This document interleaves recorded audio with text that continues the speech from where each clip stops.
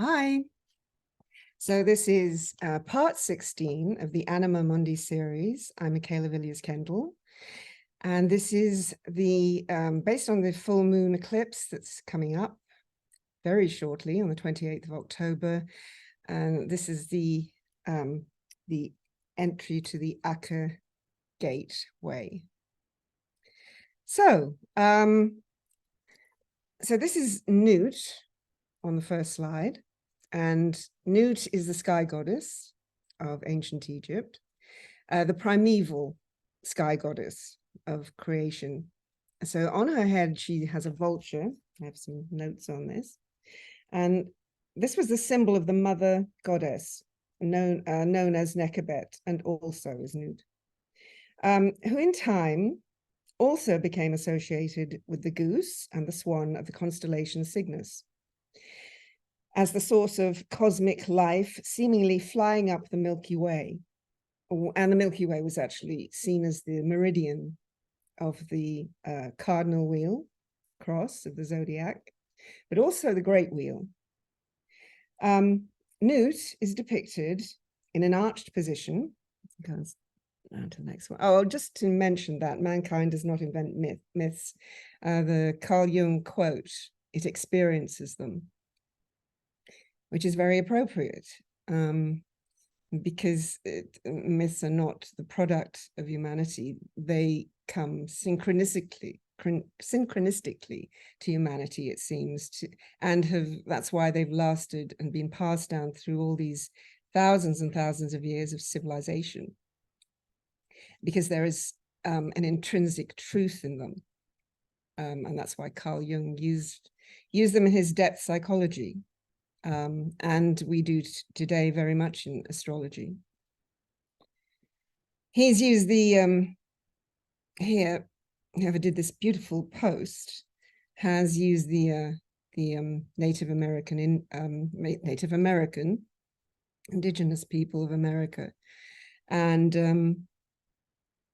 in The Shining, in the film, of course, that's a very big theme, because their myths are very close to the ancient Egyptian Hermetic myths and all the other myths around the world that have lasted so long and been passed down, even when civilizations disappeared.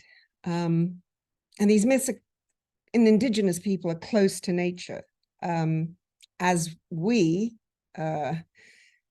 have in our modern age have lost that connection to nature. That still persists, and we can still find it in myth.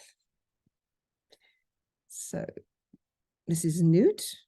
So Nut, the sky goddess, and she is depicted in an arched position following the bow of the Milky Way, north of the ecliptic, where the sun crosses the Milky Way on one part of the sky, one side of the sky.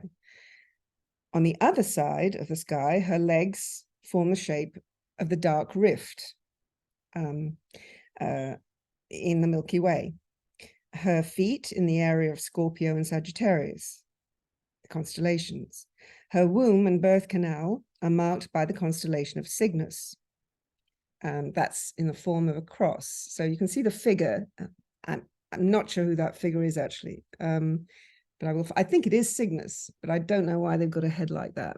But it is Cygnus with their arms outstretched like that, because Cygnus is known as the northern, part of it is known as the Northern Cross. And it is seen like a huge crucifix going up the Milky Way, but it's also seen as the meridian. It's reflecting the meridian and, you know, the equinoctial belt of the zodiac. So the meridian line and the horizontal ecliptic equinoctial points. So anyway, so on the other side of the sky, her legs form the shape of the dark rift, as I said. Her feet in the area of Scorpio and Sagittarius. Her womb and birth canal are marked by the constellation of Cygnus, actually by Deneb. There are three main stars of the wings of Cygnus, and Deneb actually marks the entrance to the dark rift, which was seen by the ancient Hermetics, Egyptian Hermetics, as the womb of the great goddess of creation. So the Cygnus, the constellation of Cygnus, was once seen as the vulture, and that's why you see a vulture on the headpiece of Newt. Going back to that, the vulture. In fact, you can see that in the wonderful stones in Göbekli Tepe in Turkey, which have been found, only in the last few years. They've been excavated, and they are found to be the same age as the Great Sphinx, which is about 12,000 years old, which is remarkable. But they depict this part of the heavens, the sky, but they depict Cygnus as a vulture on top of a pole, because the meridian, the axis, comes into it. Right, where the sun would be, so that part of the sky of the Great Rift is where the sun would be perceived as being conceived in the vicinity of the winter solstice, which of course the Scorpio and Sagittarius signs are part of. And that's on the Great Wheel of the ages of precessional equinoxes, which I talked about in the last part, part 15.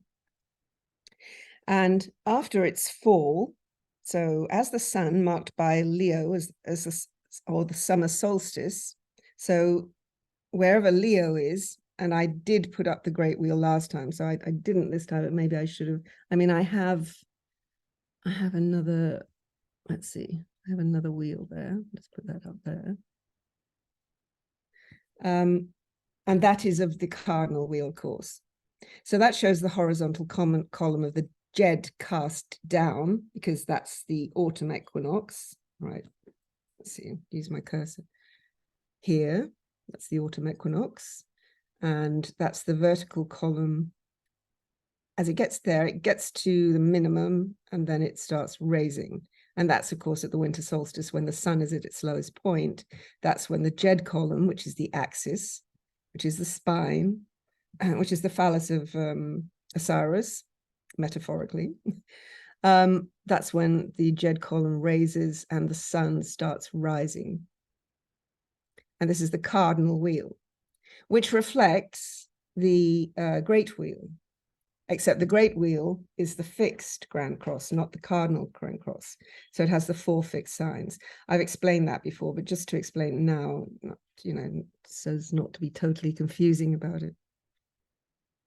Okay, so here you see, of course, you see Aries at the spring equinox, Libra, autumn equinox, should be Capricorn down here, but this is David Matheson Warner's really good blog site, by the way. He's the author of Star Myths and a lot of other books on the constellations and how the myths of the Bible and of ancient Egypt and all the world myths are actually telling us about our whole humanity and psychology, which is amazing, and our past and our future. So anyway, he did these, what he's saying here is days longer than nights, heaven, promised land, Greece, etc. So what he's saying is, and I've said this before, but I'll say it now because it is relevant to what I'm talking about. At the spring equinox, at the ascendant, this is when the sun rises. So this is heaven in myth.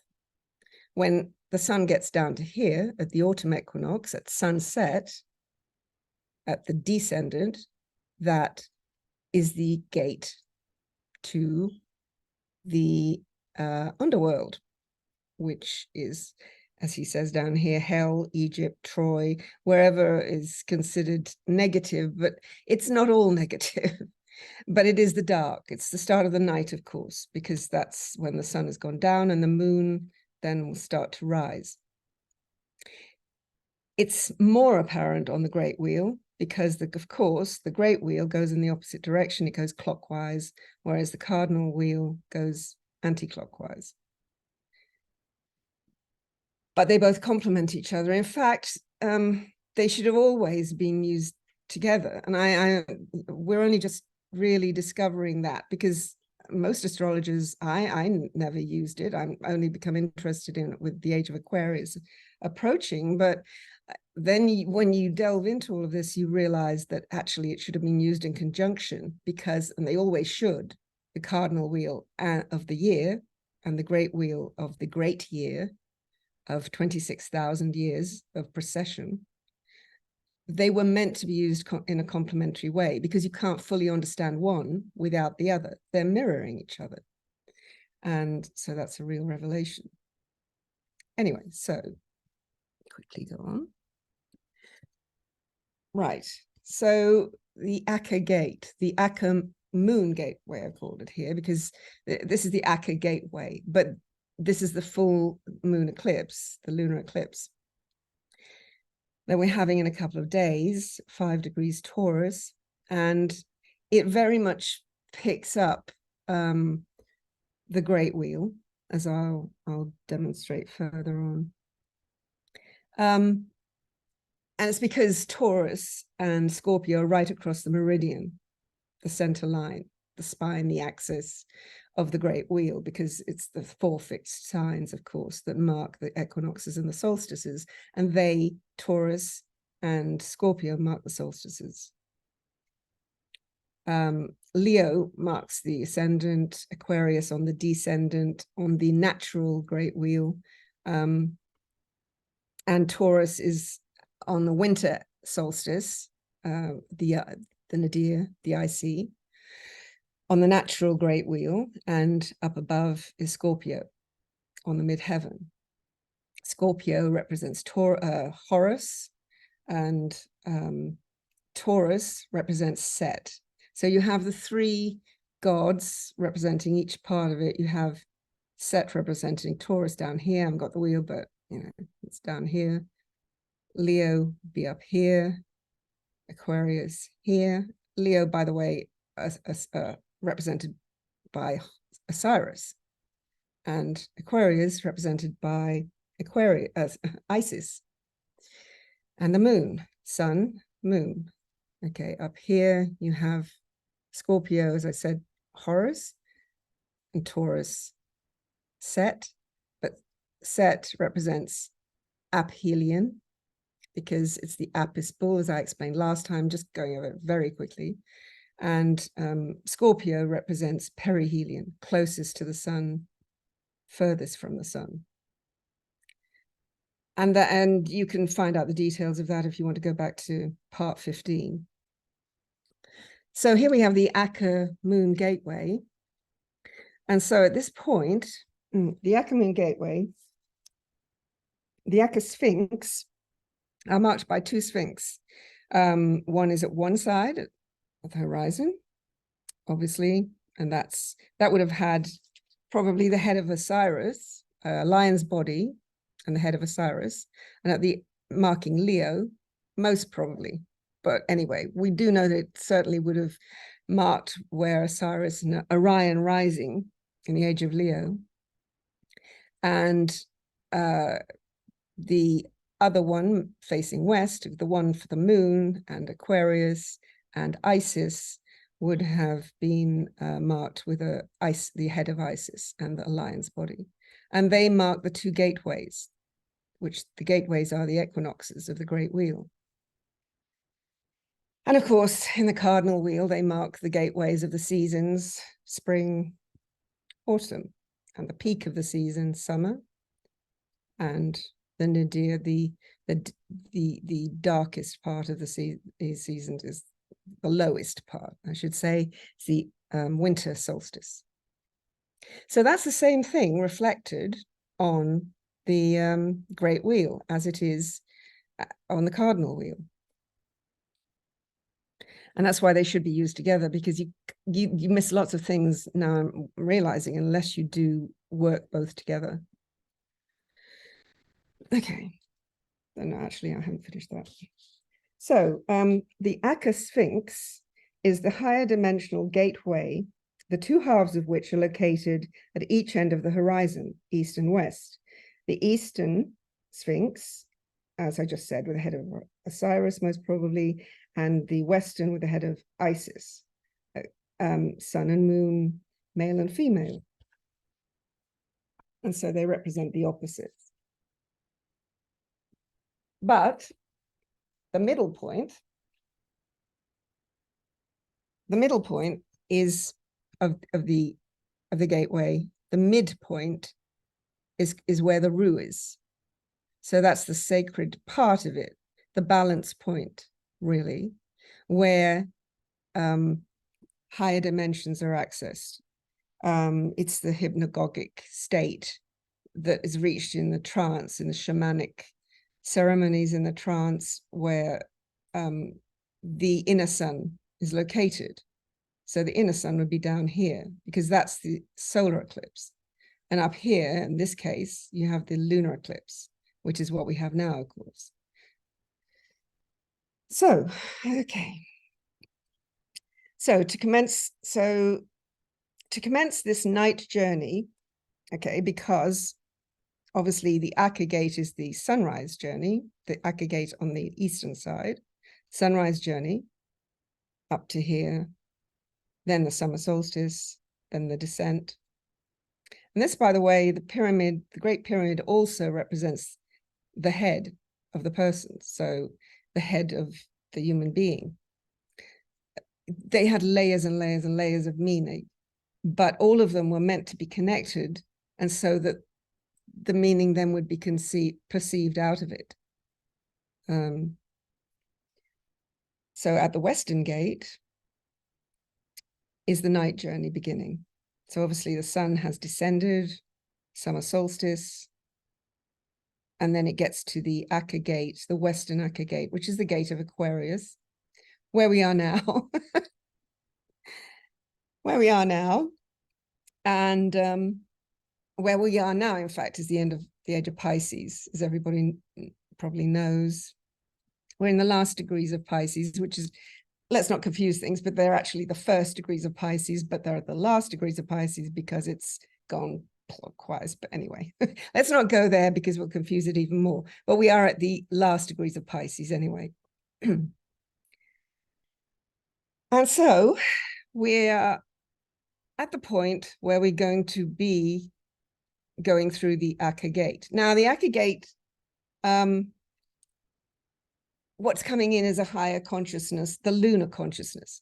But what is descending now is the solar consciousness. But for the last 6,500 years, we've been in the epoch, because I did explain last time, so I won't do it again, but the epoch of the terrible father begins at the summer solstice of the Great Wheel.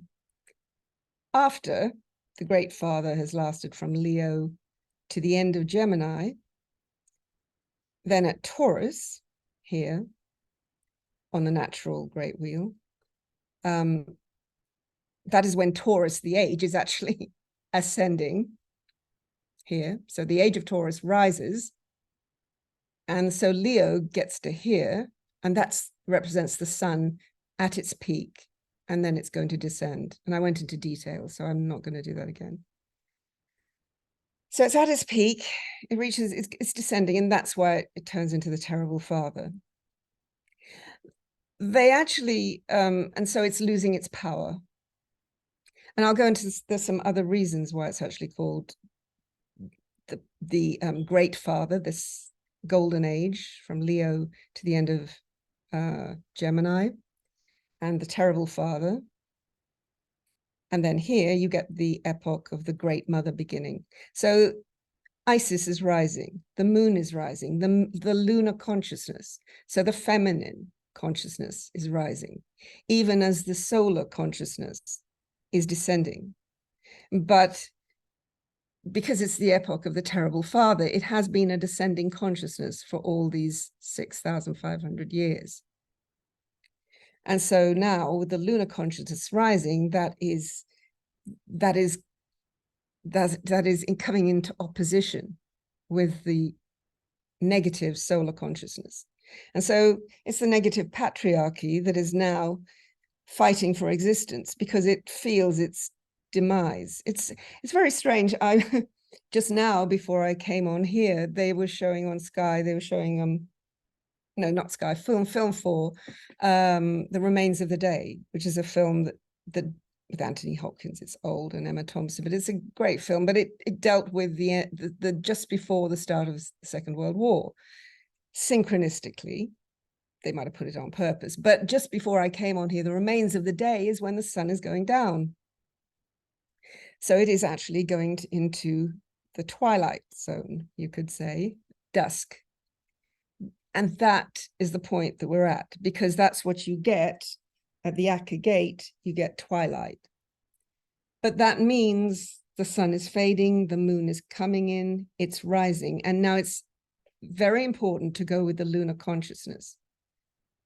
But those who find that difficult, who haven't joined up both sides of their brains that much, because that's what the ancient Hermetics taught. They taught that in order to raise consciousness, you had to join both sides of your brain. And that comes from, I mean, many of us are born with both sides more joined up than others, but also it can be done by actually widening our consciousness, broadening our knowledge, thinking more deeply, getting in touch with your intuition. Meditation, the chakra system is very big in that. That's what they, in the Tree of Life, they really put a lot of emphasis on the chakras. And right now, we should all be exercising and getting in touch and healing and grounding ourselves with our chakras, particularly beginning with the root chakra, because that is the seat of security.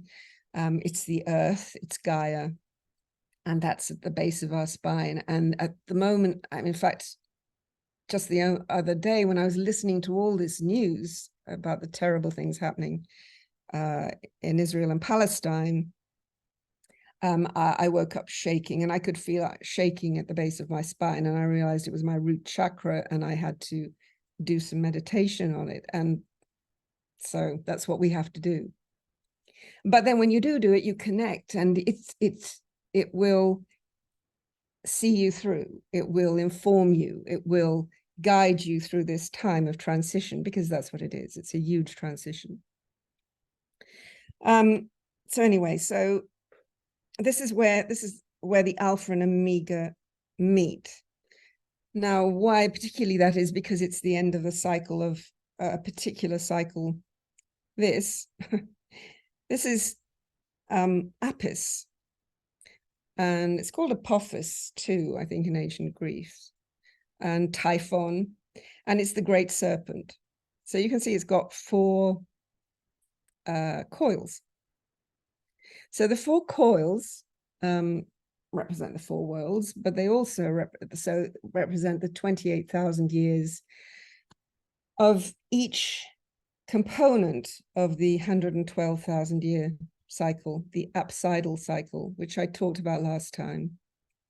It is a great cycle that has been obscured for these last 2,000 years since the Roman Empire. Since the Roman Empire hijacked the ancient knowledge. And so it's been obscured. So that the Great Wheel really was put out of the picture as well, because everything was done, whereas not taking astrology away completely, because you can't, as I said before, we need the Cardinal Wheel because we've based so much on it. But only that was left. So much was taken away and hidden. But this is the Hydra. It could be the Hydra. It could be the Typhon, as I say, called Typhon. It's called Apophis sometimes, and it's called Apep. Again, you have that ap, and when you have ap as a prefix, then you know that's to do with the Apis bull with aphelion, so further away from the sun. In fact, the coils take us nearer the sun, and they take us closer to the sun, the Earth's orbit. In fact, they were very well aware that it is the Earth orbiting the sun. But the mythology was based on, as geocentric. You know, they weren't stupid by a long time, but long chalk. But anyway. So anyway, so that's the Acate. What else can I say about that? Okay.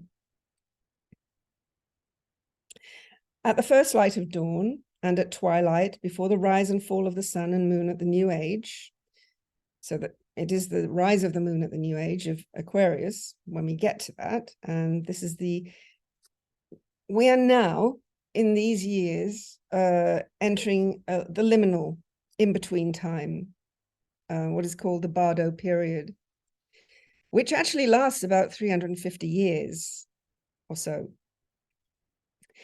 And that is also said to occur at the end of the age of Kali on the Yuga cycles. So that confirms that it's the same timing they were talking about, which is about in these, I think they say specifically 2025 on one theory, but you know, they alter slightly just like we do, because these are such huge cycles we're talking about.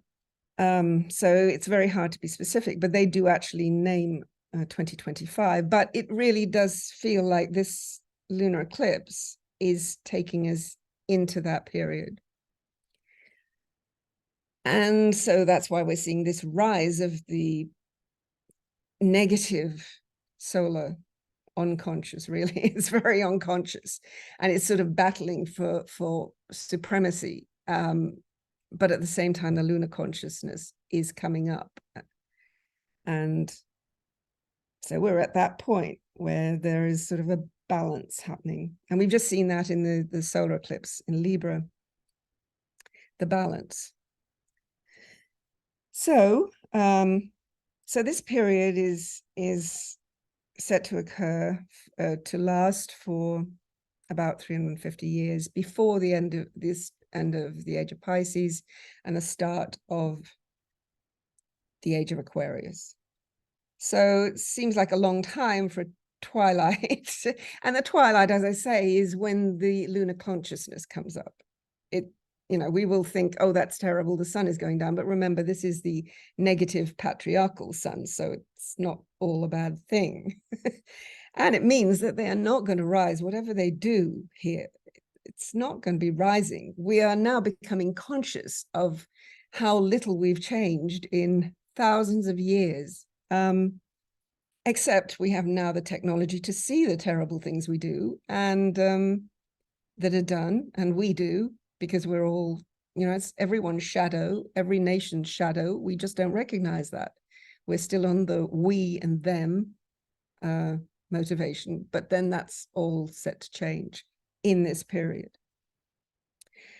So in this period, the Earth's positive and negative lines of force, they're called lines of force, cross each other, cancelling out at the 0 point, which is the Ru, which is like the binary numbers, the Ru, which is the feminine, the Tayet, and the 1, which is the Jed column, represents the 1 of so the 1 and the 0 of binary numbers. So they cancel each other out, causing an inwelling or an upwelling of energy. So that is called a vortex. So they are going to cause a vortex. And these places are neutral points in the magnetic field of the Earth.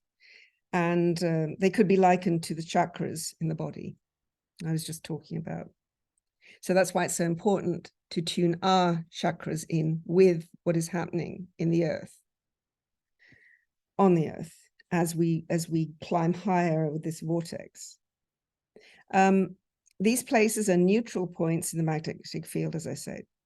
Okay, so and you can get a lot of details of those in The Shining Ones, which is a book I brought up before in the series by Philip Gardner and Scott Osborne. So anyway, no, not Scott Osborne, what's his name? Okay, I've got it here. Excuse me. What's that? And that's very knowledgeable. Gary Osborne. Okay. There's lots of books. I mean, you know, there's lots on this. Right, so moving ahead. Going slowly, I'll have to speed up a bit. So there we are in the constellations. You have the constellation of Virgo here, which is the Great Mother. And of course, she's normally seen on the Cardinal Wheel at autumn, just before the autumn equinox. So that's the harvest. And so she is the Great Mother, and on the Great Wheel, she appears just before Leo, this side. So here, she's representing Hecate with the wand and the crow, which is Corvus, the crow, and the cauldron. So she is obviously representing Isis, Hathor, Hecate, Demeter, all the mothers, Mary, all of them. But that's her as Acate. And that is Acate when, at the end of the age of the epoch of the terrible mother, when the moon was declining, and that started at the winter solstice on the Great Wall, the Great Wheel, that's when the moon started to decline. And that's, of course, she turns from being, and I've talked about that. So she turns from being the Great Mother then to the terrible mother, because she's declining. But then the sun is starting to climb, is starting to be reborn. It's going towards resurrection, which will be at the spring equinox and the age of Leo on the Great Wheel. So at the end of the age of Virgo, she's the terrible mother, and that's at these points, this is where you get these pole reversals, and they do have the most effect on the equinoxes, but you do get the effect on the solstices as well. They marked them out very brilliantly. These produce cataclysms like the Great Flood was at the age of just before the age of Taurus, you know, the end of the age of Gemini. That was 6,500 years ago. This at the start of Leo, just before the start of Leo, the end of Virgo, which is obviously opposite to where we are now, but that's the ascendant. And that was the Great Mother giving birth in the dark rift through Virgo. You know, that's her legs. Virgo also, she's also represented not just by Cygnus and the dark rift, but she's also represented by Virgo on the Great Wheel as the mother. You know, and you can see her in the autumn equinox, just before the autumn equinox, that's Demeter searching for Persephone, you know, Inanna going down to hell. And I do talk about that, but I'm not sure I'll have time. I have to press on here. Okay, so this came to my attention the other day. I have known about it for a long time, this poem. It's a very famous poem, so many of us know about it. But it's the poem by William Butler Yeats. It's very famous, and it goes, turning and turning in the widening gyre. Things fall apart, the center cannot hold. The blood-dimmed tide is loosed, and everywhere the falcon cannot hear the falconer. Mere anarchy is loosed upon the world. The ceremony of innocence is drowned. The best lack all conviction, while the worst are full of passionate intensity. And actually, the end of it is, surely some revelation is at hand. When a vast image out of Spiritus Mundi troubles my sight somewhere in the sands of the desert, a shape with a lion body and the head of a man, or a woman actually, a gaze blank and pitiless as the sun, is moving its slow thighs, while all about it reel shadows of the indignant desert birds. The darkness droops again. But now I know that 20 centuries of stony sleep were vexed to nightmare by a rocking cradle.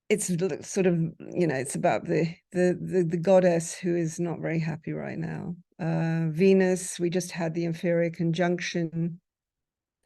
And so that's the goddess in mourning, really, who, yeah. Okay, so this is the dusk I was talking about, and that's how it's symbolized in the film The Shining, as the pyramid actually going into twilight, into dusk, as the winter as the autumn solstice goes into the winter solstice. He's pushed it on to winter because what he's doing is obviously he's going through all the seasons and all the metaphorical seasons and showing the fall of man, which starts at the autumn solstice and then goes to the winter solstice and then rises from that point.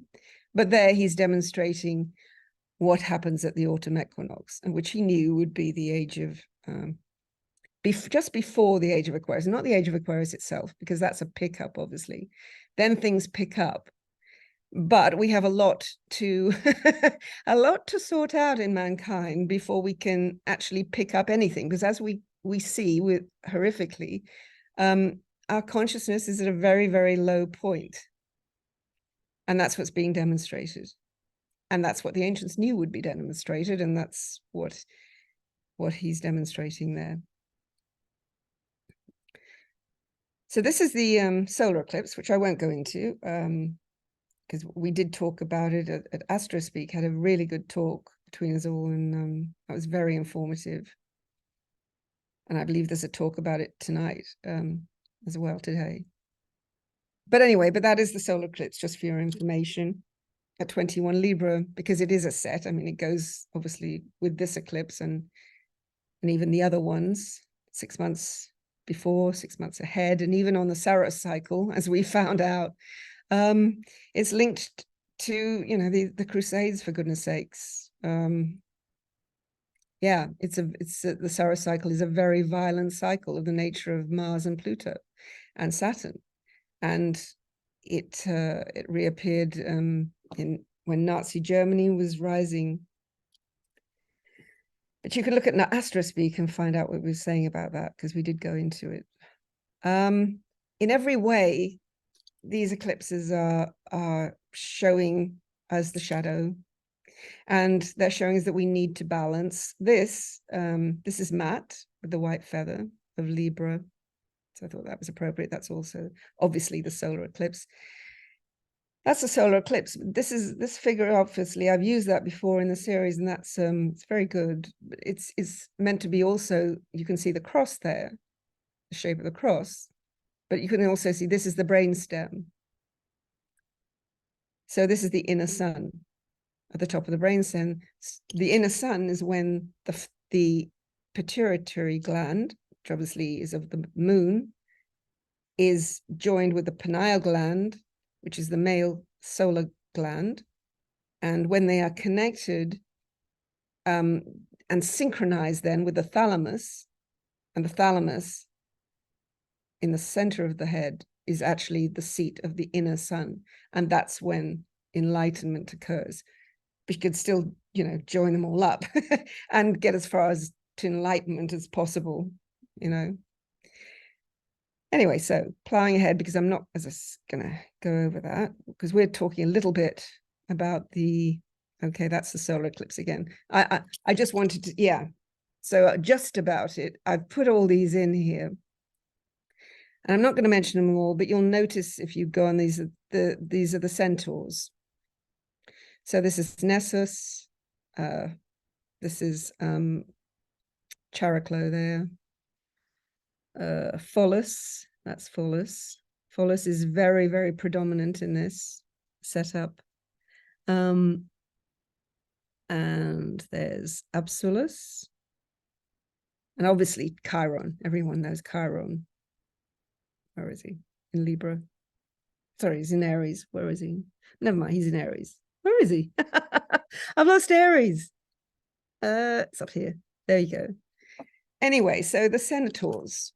So the myth of the Centaurs was Hercules, the tasks of Hercules. he went, for the fourth task, he had to find the Etruscan boar and round it up, capture it. But he went for advice, it seems, to his friend, the centaur Pholus, who was a wise centaur. And he was the keeper of the blood, sorry, not the blood, the wine of Dionysus, which was kept in a lidded container. And that was the sacred knowledge of the ancients. And that was not to be opened, but somehow either Hercules tipped it open or he convinced him to open it in some versions. But in any case, the lid was taken off. And the word apocalypse actually means the lid comes off. So the lid came off of the ancient wine, the wine of Dionysus, the ancient knowledge, and the aroma, which Hercules knew, brought the centaurs. It brought them in running in a wild frenzy because it lured them, the scent of it. And so he had already killed one of the centaurs. This is Nessus. And Nessus, as I say, is up here on this chart, right at the midheaven. This is actually for Tel Aviv. So as it was Gemini rising, Nessus was actually on the midheaven. And so Nessus, he takes revenge on Nessus because Nessus abducted his wife. But Nessus, it turns out, was abducting his wife because Hercules had done something to him. So he was taking revenge on Hercules. So Hercules then decides it's not enough for him to have killed Nessus. He then decides he's going to kill the whole of the race of the Centaurs. And so he goes to Pholus under a false pretense and gets this wine open, gets the lid off, the apocalypse. And when the Centaurs turn up, he shoots them all with his bow and arrow. His arrow is tipped with the blood of the Hydra. And we just learned about the Hydra, that the Hydra contains the coils of the apsidal ellipse, the huge ellipse of 112,000 years, which is the ellipse that takes us closer to the sun and further to the sun, precessional ellipse. And so he dips his arrows in the poison, the blood of the Hydra, and kills them all. But it's so potent, this blood, that it actually kills Pholus too, although Pholus is just curious about how is this so potent? And he just examines an arrow and dies. Chiron gets grazed in his ankle. And of course, we know that Chiron had a wound that would never heal. And it's all very metaphorical. So revenge does not work. Seems we've never learned that.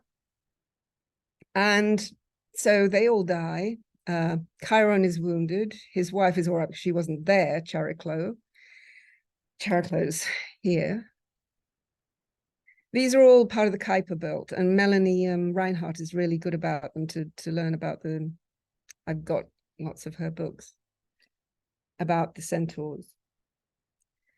And so we know that Chiron actually breaks the chain by sacrificing himself, taking the place of Prometheus. Prometheus, is Prometheus who stole the fire of the gods.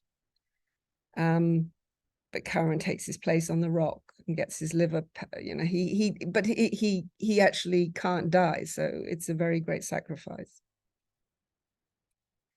Anyway, so it does backfire on Hercules because his wife later doesn't know that he's got the blood of the Hydra still. And somehow I think he gets tricked. But he himself gets killed by the blood of the Hydra. So that's what revenge did. It ends in more and more bloodshed. And that's a big lesson for us all, but we seem, as I said, never to learn it. Justice, the eclipse, the Libra eclipse, says go with justice. But the lunar eclipse, as we know, find it. So I won't go into Venus because I was going to go into the Venus conjunction.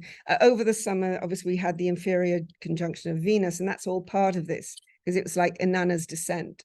And we all really, since the fires of the summer, we've had since the summer solstice and then the Lion's Gate and the inferior conjunction of Venus, we've had like the Sekhmet effect. Oh, that's Acate, going down to hell in order to, rescue Osiris or find Persephone. Or Inanna going down to hell and having to get rid of her each garment on each 7th step down to hell. 7th step, of course, the chakras. Going down to Malkut, going down to the base chakra in order to rise up again. And of course, the 7,000 years from the summer solstice to the autumn equinox, which is the gate to the underworld, as we said. Okay, so that's Sekhmet, that's the fires. Okay, that's the inferior conjunction. People can look at that, but I'll whiz along. Okay, the shining red rum, which obviously is in the mirror. Murder. And actually in that scene, red rum, he's showing the reflection. This is this mirror in the shape of the Alpha Omega, the Omega mirror. So that returns and returns, murder again. I think he's actually talking about I believe he's talking about the massacre of Masada, because he's basically talking about the whole age of Pisces from the solstice, from the fall. He's actually going back to the age of Leo too in that, but he talks about the fall and the age of the terrible father from the solstice. And then, of course, it got to a peak at the end of Age of Aries with the Romans and the wars with the Jews. They massacred, they did a siege on Masada. And the Essenes were in Masada, and they were murdered. And the Essenes were the real authors of the New Testament. And of course, 1947, 1948, the Dead Sea Scrolls were found, Nag Hammadi and all that. So that's when they were murdered. So in other words, the Romans actually murdered Christ, who was actually the Essenes. Whether there was one of them who was a leader who could have been the Christ figure or not, that's not what's important. The important thing was they wrote it. That was their movement and their sentiments. And the Romans did away with them, and then they hijacked the Christ figure. And ironically, here we go with another massacre. So the wheel turns. Murder, then massacre, massacre, murder. Okay. But it's all coming back. It's the eternal return in order that we learn this time. So that's in the games room. So he actually, the yellow ball, it seems it's not just about the sun, because now it starts to make sense. In the games room, you see that's the map, that's the flag of Colorado, but you see the sea, and you see the yellow that's the sun, obviously, in the flag of Colorado, and that's the Red River. But he's put that because he's linking that to the Tayet, which I talked about, which is the horseshoe shape that is the void, which is the Ru, which is the goddess Nut, in fact, of the galactic center. And there in the center is the yellow ball, which is the sun, but it's also a core of the earth, which is and there we are, there it is again. And that looks exactly, it's 2000 on a Space Odyssey, and you can see it in Howl. And it's the core. So the yellow ball seems to be further towards being the core. As particularly as he's linked it with this, which is the Tayet, and he's put the Tayet on the floor of the dead twin scene, which is the end of the age of Gemini. So why? Because the magnetic sphere, as I said, changes as the pole shifts. It's like a gear change, apparently. And maybe he meant that when he had the the road of the sun at the start with the Volkswagen Beetle, the yellow Volkswagen, color coded with the yellow ball, Volkswagen Beetle, the scarab, the sun traveling along, but also the road to the sun. So when it gets to the equinoctial points on the Great Wheel and the solstice points, that's when you get the pole reversals, which cause the cataclysms. And there, I think he might have been saying, actually, because it does make you think of gear changes, as though the pole shift is to do with a gear change that's necessary at that point, because the Earth is going closer or nearer closer, and it's adjusting. Who knows? The scientists don't completely know. So, but I think the ancients knew better than they did. So anyway, Stanley Kubrick obviously did. Okay, so this is, again, that's the, and Jung picked up on all of this. It's the serpent, the great serpent at the base of the spine, but also the axis, Draco, and also the Hydra, and also Scorpio. And there is one more serpent, but I can't quite think what it is, but I will pick up on that. Okay, so here we are at this eclipse. And so here we are, actually Set is fighting the Hydra in this, which is interesting. Typhon, the Hydra, Apis, Apsis, what's his name? Oh, I've forgotten now. Anyway, Apep, sorry, Apep, got it here. So the serpent was seen as both bringer of life and of chaos, obviously, because the apsidal orbit takes the Earth, but the ancients say the sun. The Earth closer to the sun or further away from the sun. Maybe if it got too close, it would burn up. Maybe if it got further away, it wouldn't, it would freeze to bits.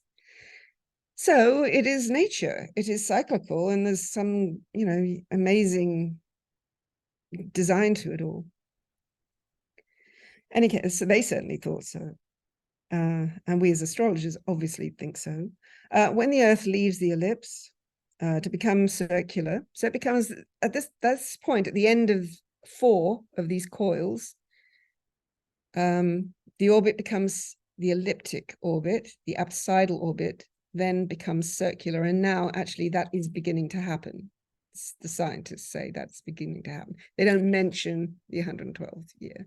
Orbit, as I said, they've separated all these details so you wouldn't really cotton on to the whole thing. They don't not mention them at all, but they've separated them, like in the Dead Twins, that's separated. Separate the Great Wheel from the Cardinal Wheel, the fixed from the cardinals, separate. Separate all over the place, so then you don't put the pieces together like Isis did have to put the pieces of Osiris. And what the myths tell us to do, to remember. So anyway, so there's Set. So actually he battles the Python as well, Hydra, Draco, Scorpio. So he's not all a bad guy. He represents Saturn, and he does what he has to do when he has to do it.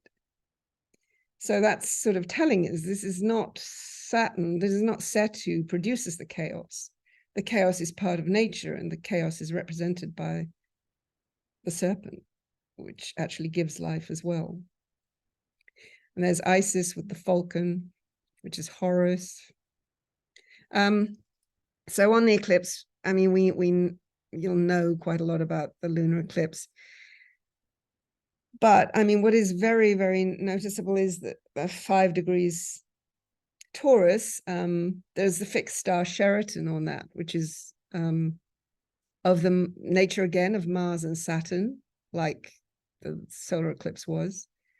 And Pluto, it's not of Pluto, but it's of Mars and Saturn. So it's warlike as well. The Sabian symbol that Dane Rudge talks about in the mandala, the Sabian symbols,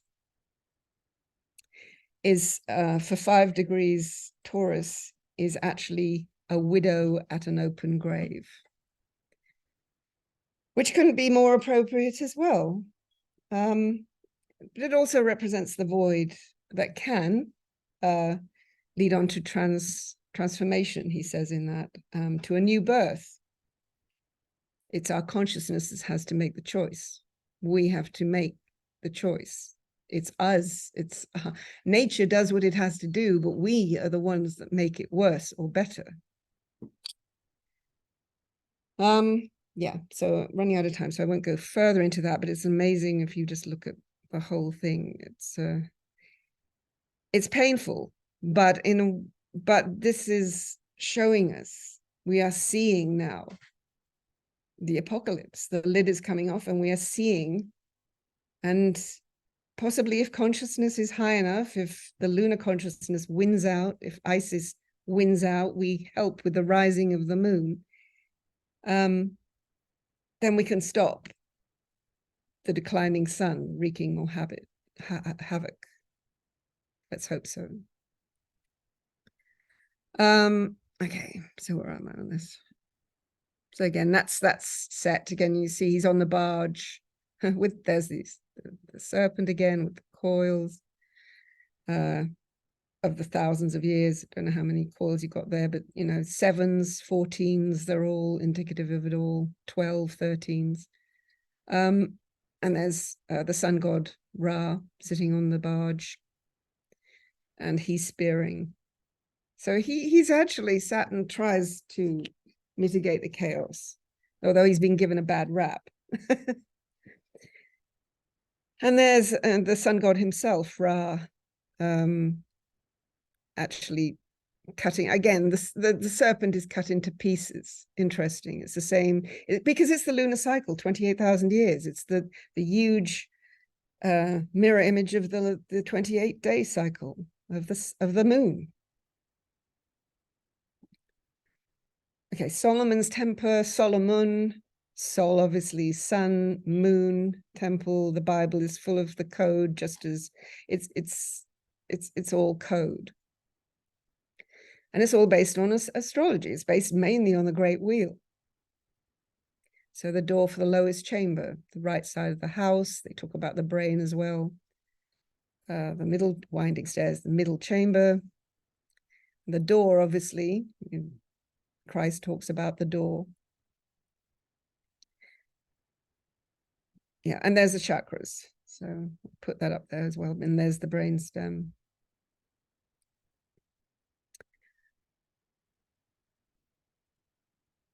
Okay, so that's Isis in her guise as her personification of Hathor.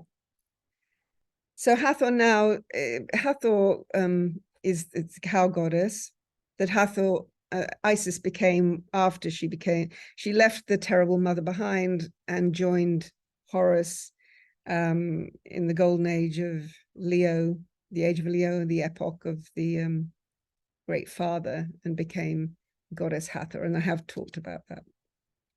There you can see she's got the serpent there. And she's got the eclipse. She's got the sun disk. And yeah.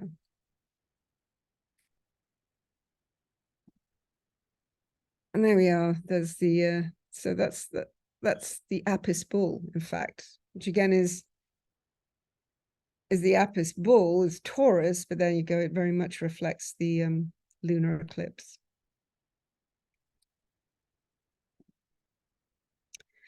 As Isis, as in her guise, as you can have terrible Mother Isis, or you can have great Mother Isis. And at the moment, we're getting aspects of the terrible father. And this is Isis in her great mother.